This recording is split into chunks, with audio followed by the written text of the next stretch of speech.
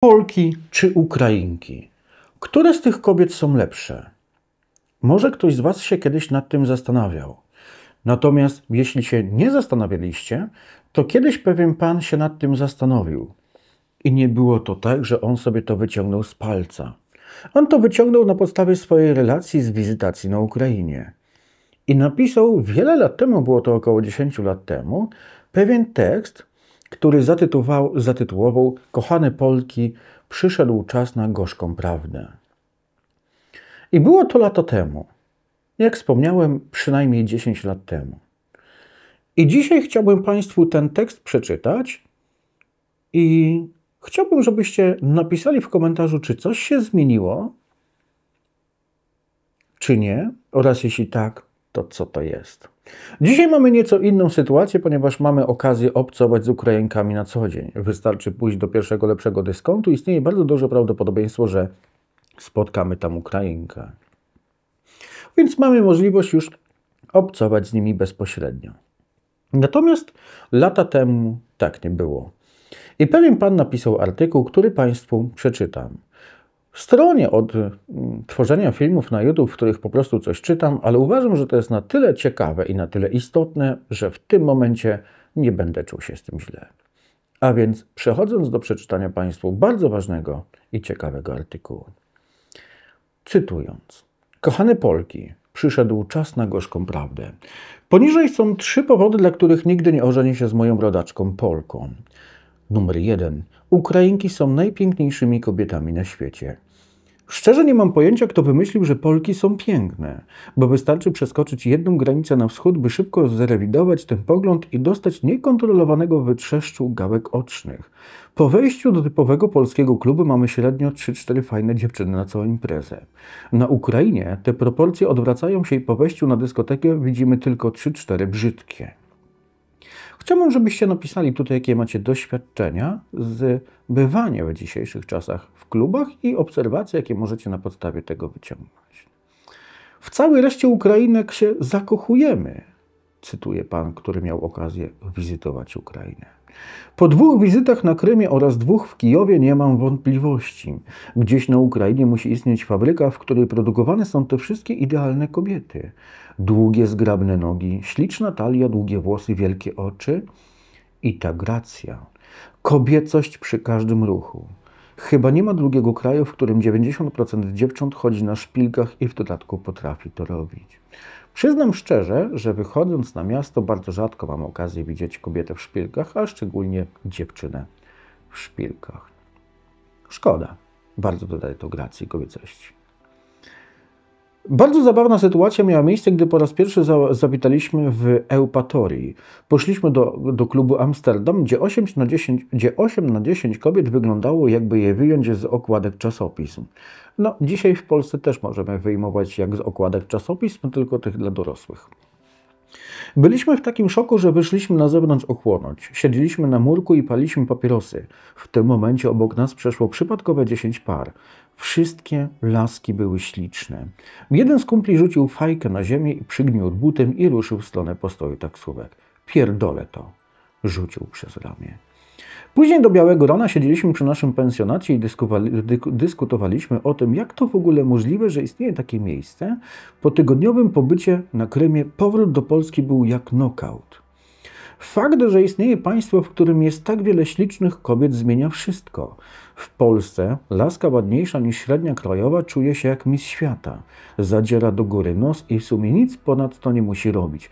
Nie musi być inteligentna, bo i tak znajdzie faceta, który ją przeleci. Nie musi mieć pasji i zainteresowań, bo nikt nie wymaga od niej, by była ciekawa. Ona ma się tylko ładnie uśmiechać i tym uśmiechem gasi wszystkie konkurentki. Opakowana w celofan zimna suka. Najchętniej wsadziłbym te wszystkie zapatrzone w siebie niewiasty, czyli Polki, w pociąg i wysłał na wycieczkę na Ukrainę, żeby nabrały trochę pokory. Nie musicie mi wierzyć na słowo, cytuje pan, który relacjonuje. Wejdźcie na stronę vk.com. Jest to taki wschodni odpowiednik Facebooka. Zarejestrujcie się i wybierzcie wyszukiwanie. Kliknijcie sobie jakiekolwiek miasto, Kijów, Lwów, a następnie filtrujcie kobiety ze zdjęciami i nie układajcie ich według popularności. Zdajcie się na przypadek. Porównajcie urodę tych kobiet z Polkami z Facebooka. Uwaga! Rysujecie sobie mózgi na własną odpowiedzialność. Istnieje wysokie prawdopodobieństwo, że po wizycie na VK, czyli tym wschodnim odpowiedniku Facebooka, Polki już nigdy nie będą wyglądać tak samo. Numer 2. Ukrainki są ambitne, ciekawe świata i rozwijają swoje pasje. Wymienił to jako domenę, która jest rzeczą nad Polkami. W kraju, w którym uroda jest pospolita, kobiety muszą konkurować ze sobą osobowością, charakterem i stylem życia. Za każdym razem, gdy poznaję jakąś dziewczynę ze wschodu, przeżywam szok. Spytaj Polkę, co robi w życiu, odpowie, że spotyka się ze znajomymi, imprezuje i studiuje. Spytaj o to samo Ukrainkę, powie, że jeździ konno, śpiewa, maluje obrazy i gra na klarnecie. W kilkunastu odpowiedziach tego typu przy jednej z rozmów zacząłem drążyć temat. Skąd u ciebie takie zainteresowanie? Dlaczego to robisz? Spytałem.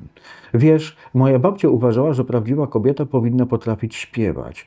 Ucząc się wykorzystać mój głos, stałam się bardziej otwarta na inne formy sztuki, na przykład malarstwo. Wpierw rysowałam, później kupiłam sobie płótno i jakoś tak poszło.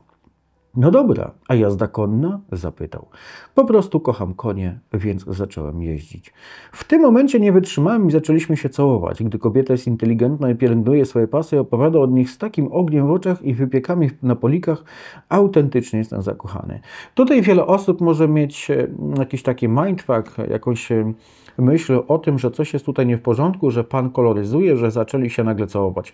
Przypomnę, że 15 lat temu, w momencie, w którym szło się gdzieś na jakąś dyskotekę i tak dalej, mówiło się wtedy przelizanie się z jakąś obcą kobietą, z obcą dziewczyną, to była norma. Opowiadałem Państwu tutaj o takiej Judycce, która potrafiła na parkiecie normalnie obcemu mężczyźnie walić konia.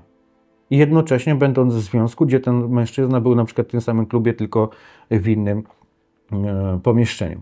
Ogółem dymanie się w krzakach, że na przykład wychodzisz, bierzesz sobie kobietę z parkietu, z którą się przelizałeś i idziesz z nią gdzieś w krzaki przed klub i tam po prostu dochodzi do kopulacji. To też, może nie powiem, że to była norma, że to było normalne, ale to było powszechne zjawisko. Więc to, że ktoś relacjonuje tutaj, że poznał kobietę, a za chwilę gdzieś tam zaczyna się z nią całować, to należy pamiętać o tym, że to były troszeczkę inne realia. Ale to jeszcze bardziej uwiarygadnia ten tekst z tego powodu, że mówię, to były inne czasy, więc trzeba było wiedzieć o tym, że tak było. Polki, cytując dalej tego pana. Polki na tle Ukrainek wypadają jak zwykły proszek przy persilu. Szare, bezpłciowe, nieciekawe. Najbardziej inteligentne i wyrafinowane i przesiąknięte flirtem rozmowy miałem właśnie z doświadczeniami ze wschodu.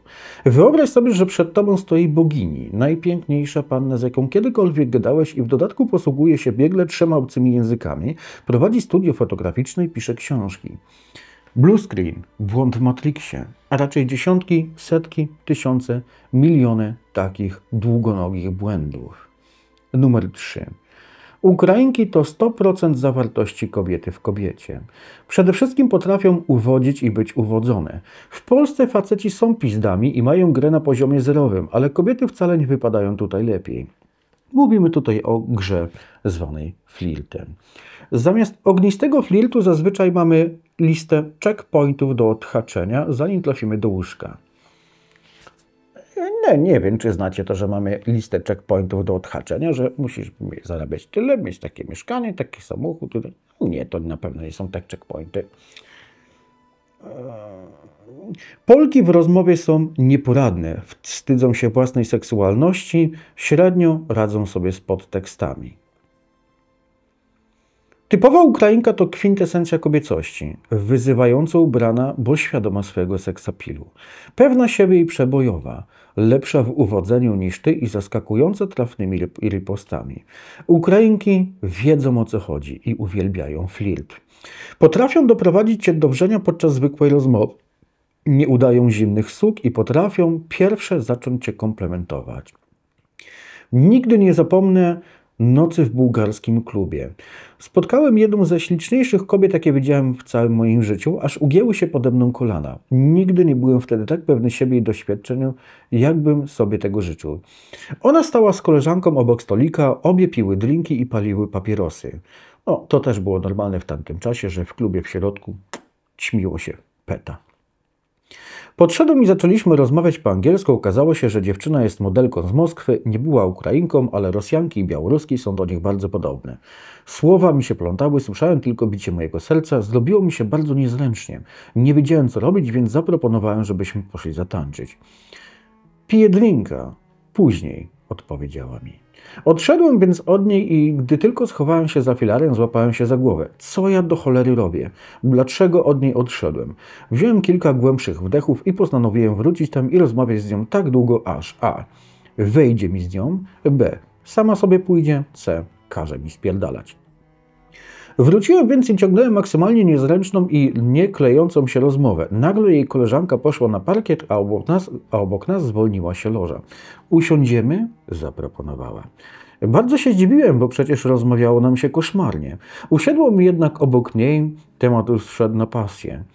Dziewczyna zarabia kupę kasy na wybiegach i reklamach, dodatkowo śpiewa. Między nami powoli rosło napięcie, sama zaczęła dotykać mojego kolana, w końcu przyszedł ten moment, by ją pocałować, ale nie dałem rady tego zrobić. Byłem przytłoczony jej urodą, osobowością. Pierwszy raz w życiu uwodziłem kobietę tej klasy. Wiesz, bardzo chcę cię pocałować, ale jesteś zbyt śliczna, powiedział. Wykrztusiłem siebie, natomiast jej reakcja zdefragmentowała mi mózg. Och, to takie słodkie. Dziewczyna zdobiła rozmarzone oczy, położyła dłoń na mój policzek, drugą złapała mnie za kark i pociągnęła do siebie. To był najlepszy moment. Pocałunek. Wziąłem ją za rękę i wyszliśmy na kanapy przed klub.